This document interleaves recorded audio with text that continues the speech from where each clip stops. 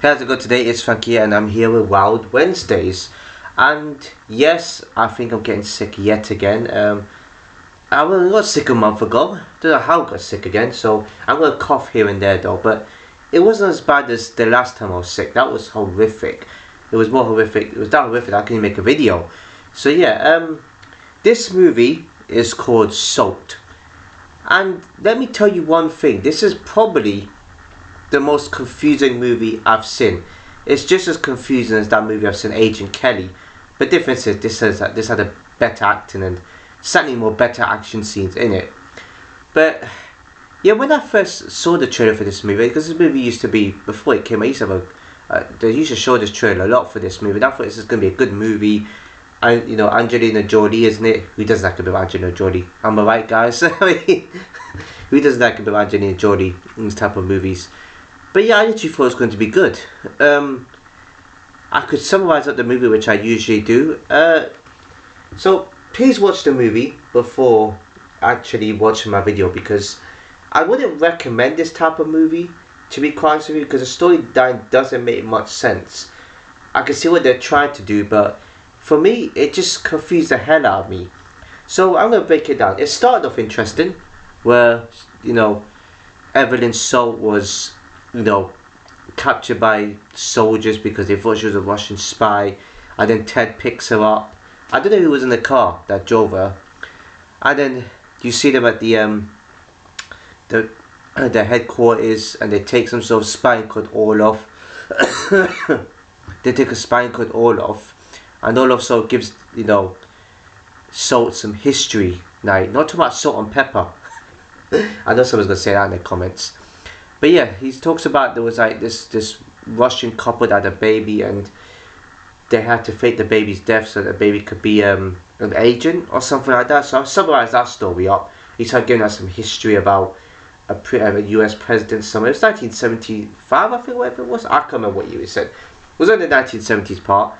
And then when Salt leaves the room, well, before she leaves the room, he starts talking about an agent called Salt, and that's, you know, that was a signal to her.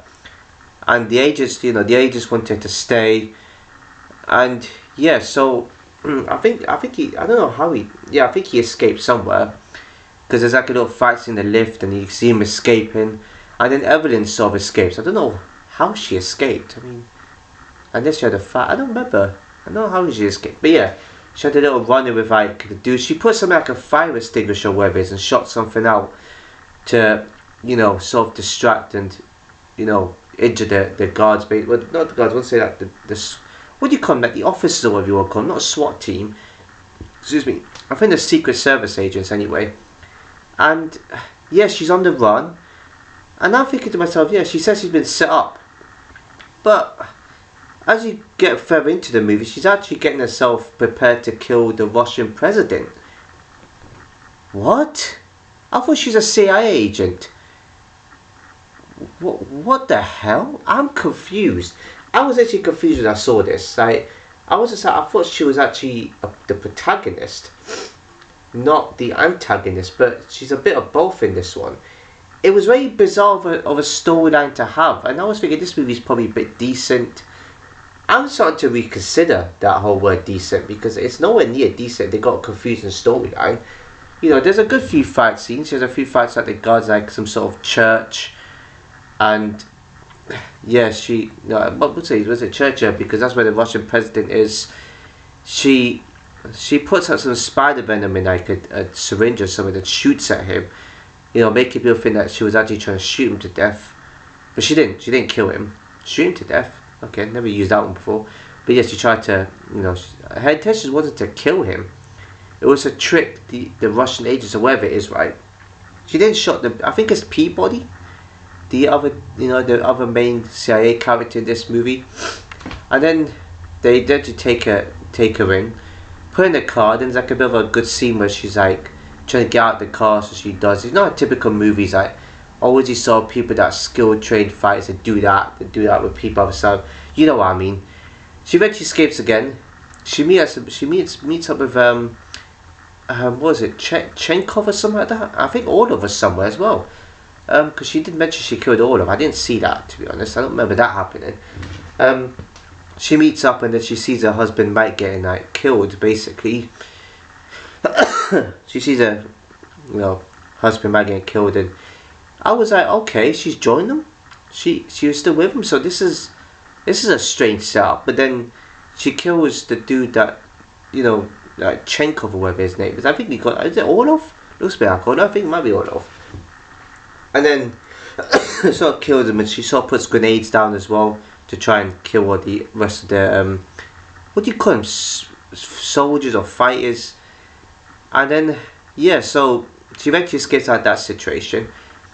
Now I know what people are going to tell me, because there's a scene in this movie where there's text on her mobile phone that says who she actually is, and her parents died in 1988. So her parents died in 1988, and that's usually the sign that she's an agent and they call her up and they wanted to train and stuff like that. But still, it doesn't. She kept saying she was set up, but she wasn't set up. That's actually her name. That's actually her biography, and that's actually her information. It's a bit weird how this movie is, to be quite honest with you. Oh God, shouldn't have made this video, to be fair. I'm gonna continue anyway. And yeah, so like she then eventually wants to kill the US president, which she was told to.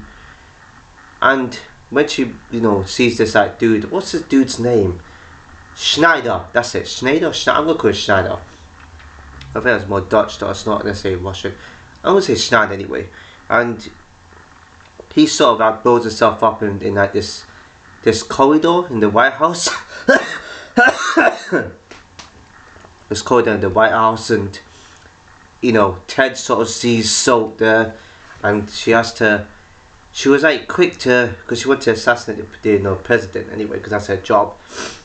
And at the end of this movie also confused me towards the end, where she went up to, because you see it, a scene of her talking to Ted. This was before Ted actually stopped someone from trying to kill her, and he begins in this room with the president's out, the computers and stuff like that. He sort of shoots all the guards there and sort of tells the president to sit down and sort of wants to help him out with something, but he knocks the president out. And Ted actually says that his real name is was it something Leinster or something like that? Like, oh man, what did he say? It didn't sound Russian for some reason. I forgot. It begins with an L. His surname begins with an L. I forgot what his first name is, but yeah, I was just like, that's meant to be the twist. That's meant to be a twist in this movie. Don't know how to feel, but that kind of confused me. And it actually turns out he was a spy that set her up and framed her. But she's also part of it too. And when she saw the rockets getting launched, she didn't want that. And then she wanted to kill the president. And then the fight scene excuse me, buddy. And then the fight scene comes in. I'll give him this one. This was a cool fight scene, to be fair. I kind of like this part of the movie. It's probably the best part of the movie. And then she stops the launch sequence eventually. Yeah, I just don't. The way, I mean, the communication between those two is kind of confusing, because I think she wanted to kill him so she could act like the hero in this, which is kind of confusing. I'm not going to mention what they said to each other. That's going to be long.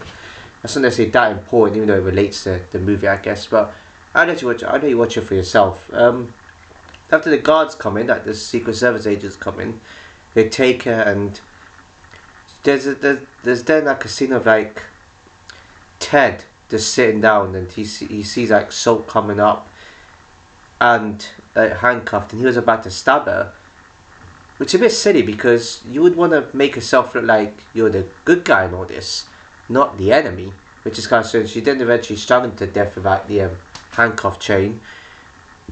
Excuse me, burped there. I don't know if the microphone picked it up. Excuse me, burped again. I don't know if you, yeah, that might have picked up, I know. But yeah, she then goes to the helicopter. I think his name is definitely Peabody, I think. Talking about their face on their website. Yeah, so he then says, this is one thing I can't stand in these type of movies, these type of scenes, where this guy's asking sort of question. He was like, you really had me to believe that Ted actually launches the codes, and then she goes, well, you could believe whatever you want. You witnessed it. You could have said, I witnessed it for myself. 100%, I am not lying. There's cameras there too, I'm sure. So they didn't bother looking at them, but he had to question her when that mean, I hate when movies do that, when they be like, oh, you can believe in whatever you want. Like, I've said enough. If you witness something, you got to say it. It's always these, they try hard, man. Some of these enemies, or whatever you want to call their character, they always try hard to make themselves look like badass and tough. Like, just admit it. Like, I mean, you literally saw that happening. I would eventually snitch like that. I mean, the dude's dead. She strangled him to death. So, so you could just admit that. But yeah, there's also a message came in from Peabody's phone saying, "Oh, all those dudes, you know, the fingerprints came back because like so having something to do with that." So basically, it's that I think the number 12 was mentioned. 12 men, 12 Russian men that she killed. So yeah, I mean, and she then said that, oh, they're the ones that caused my parents to die in a car crash. They made my life live in hell. They took everything away from me. And Peabody freed her. What the? I hate these type of movies. I hate these. Well, I wouldn't say these type of movies, but I hate these sort of like scenes in movies where you catch somebody and they give you some sympathetic story, and all of a sudden they get freed. Why work hard then to get them in? I get you have to interrogate, but there's no point in that. There really is no point. You might as well just not have made an ending like that to begin with, or made a movie like this. It made no entire sense, to be honest. But yeah, she eventually escaped out the helicopter, and she's going to chase whoever caused her to be like that. I don't think there's Assault 2, although it would be great if there was, so I would know what's happening. But again, this movie is one of the most difficult to rate because it's not that good. It's decent, but then the storyline kind of messes up because it kind of made me not enjoy it as I wish I could. I know there's twists and turns in movies, but at least make the twist make sense. Like, it could have been one of the situations where the agents knew like she was setting something up and acted as if they wanted to take her when they didn't, and she actually was helping Peabody and those other agents as well to track some spy down or something. That would have been a way better ending if all that stuff was set up. But now it's making me think, is she actually the protagonist or antagonist? I don't like new chosen movies because you got to choose one. You can't be good and you can't be the good guy and bad guy. You got to be one of the two. It makes no sense if you're doing good and you're doing bad. It makes no sense. Who is she? Not she's a CIA agent, but who on earth is she in this movie? I don't get in the slightest. I mean, it kind of makes you go towards like, it's similar to Trigger Warning, which was quite similar to this. So Trigger Warning, I wouldn't say was decent because there wasn't really much happening. The action scenes were a bit quick, didn't last long, wasn't that much. But the action scenes in this one are good scenes. I like the quality of the fighting. Don't get me wrong, the fighting part was the best part. Especially when she had a fight with 3 police officers, which I think I forgot to mention, which is trying to escape. That fight scene in like when she had a fight with Ted, forgotten his, his spy name, whatever you want to call it, and also in the car scene, they had a few good scenes. I thought it was decent. I'm starting leaning towards a bit more lower because the storyline, it kind of like what? It made no sense, and movies need to make sense. So you know what?